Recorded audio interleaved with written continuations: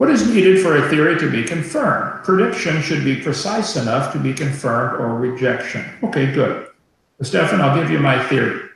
I have a theory that animals and plants will always produce offspring that are similar to the parents, and that there will never be any major changes into a totally different kind of creature. I predict no plant will ever produce an animal offspring in 1 trillion generations. I predict pine trees will always produce pine trees of some kind. Now, some may be taller, some may be shorter, some may have bigger pine cones or smaller pine cones, more seeds or less seeds, be able to handle cold winters or be able to handle hot summers. There may be variations within the pine, but I predict they will always, without exception, make pine trees. My theory, I think, has been confirmed. All observation from every farmer in the history of the world, every farmer will tell you his cows produce cows, his dogs produce dogs, and when he plants corn, corn grows. So I think my theory has been confirmed.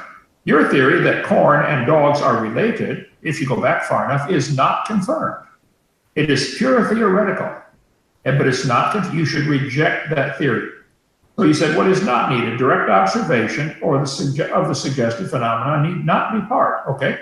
If you don't observe any animal ever produce a different kind of animal, but you still think it happened, that's been my point for years, Stefan. This is what you believe. You can believe it all you want. And of course, the magic formula is add more time.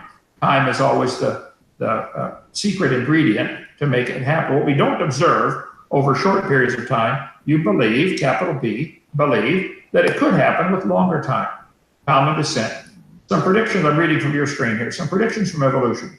We should expect a clear pattern of successively larger genetic differences between anatomically more and more divergent species. You're mixing the word species here in, this is kind of a nebulous term. A dog and a wolf are different species, but they're the same kind. I will stick with the biblical word kind. We do not see a pattern that's going to cause anything to change to any other kind of animal. This isn't observed. You said evolution would predict mechanisms that result in new genetic material being added to the genome. I don't believe you've shown that. Adding letters of the alphabet. I'll show you my example in just a minute about that. Or deleting letters of the alphabet, deleting part of the gene code. I don't think it's been demonstrated that it does produce something new. Beneficial mutations, I think you would agree, and I know most biologists will agree, that 99.99% of all mutations are harmful, fatal, or neutral. If you want to believe that the very, very tiny percentage of beneficial mutations is going to drive your process, I think you have incredible faith. I greatly admire your faith. I don't admire your science on this one. Your faith is incredible to think that 1 out of 1,000 beneficial mutations, if they exist, is going to change it over time to something other than its obviously recognizable kind, that a 5-year-old can tell you it's the same kind. Variation in fitness among members of the same species. This is, again, right back to Adolf Hitler. The blonde-haired, blue-eyed Norwegians are the most fit, and the German population eliminated the inferiors that were not fit. They executed the inferior. Look what they did. It wasn't just Jews. Anybody who objected to Nazism was eliminated. It was eliminate the unfit. He wanted fitness among his people. They had exercise programs for the kids. You better study what Adolf Hitler did to that country. New genetic and anatomical features on a small scale in closely related species. Again, you better define the terms. I think we do see anatomical features, for instance, bigger dogs or smaller dogs, but that's where it stops. It has never gone any farther. Okay, go to the next slide, if you would, please. You mentioned, I think I got the quote right, that dogs, that I always say dogs produce dogs, and you say that dogs producing non-dogs is not predicted by evolution. Well then, Stefan, do you believe there are dogs in the world? I think I can answer for you. Yes, you would say there are dogs. Okay. Do you believe they came from something long ago and far away, as long back as you want to go? Did they come from something that everybody would agree is a non-dog, like a bacteria? You believe bacteria slowly turned into dogs, do hundreds and thousands and millions of steps. But now, you're kind of confusing, muddying the water here. by saying a dog will not produce a non-dog, you're kind of implying, well, the dog kind is dead-ended. It made it to dog, and now we're not ever going to ever see a dog produce a non-dog. But if you wind the clock backwards, you do believe that dogs came from something that was non-dog. So instead of looking at it going forward, dogs producing non-dogs, let's go backwards. Did dogs come from a non-dog? And I think I can answer for you, yes, you believe they did. And then I would say, that's not science. It's a religious belief. You're breathing into the microphone, I think. There's nothing.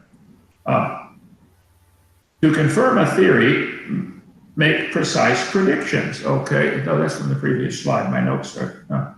I did make a precise prediction based on God's word. God said 10 times in the first chapter of Genesis, they will always bring forth after their kind. It's repeated 10 times in the flood story, Genesis chapter 6 and 7.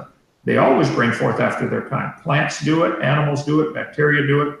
There are no exceptions. Straw man argument here. We should not expect to see a dog produce a non-dog. Again, I'm pointing out that you're looking at it going forward in time. If you go backward, this is exactly what you do believe. I wish you'd see yourself in the mirror and admit that. You do believe that. Go one more slide, if you would.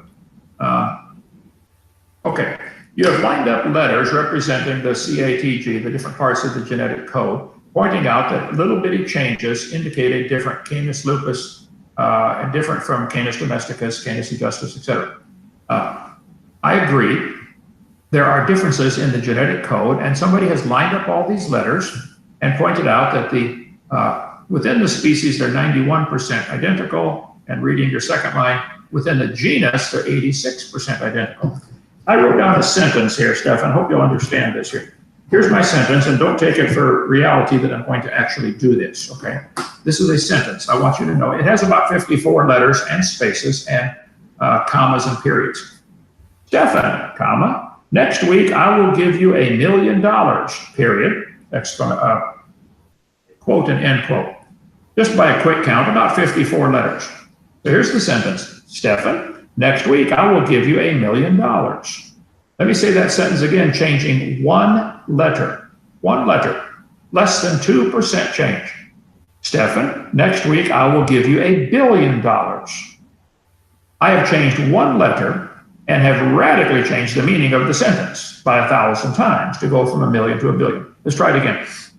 Stefan, next week I will give you $1 trillion. Well, now I've changed one letter and introduced one more letter.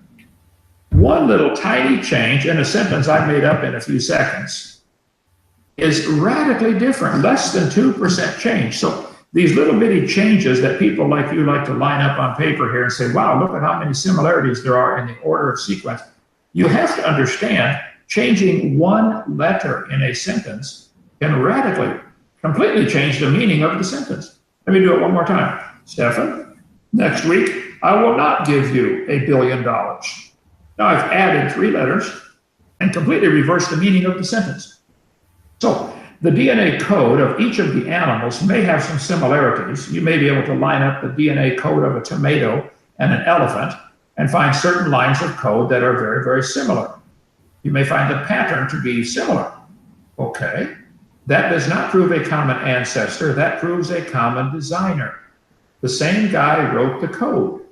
I think I could line up the letters or the code for Microsoft PowerPoint and line it up right next to Microsoft Word and find tens of thousands, maybe even millions of identical lines of code. That's proof the same people are writing the code. This is not proof that they all evolved from Morse code or something else.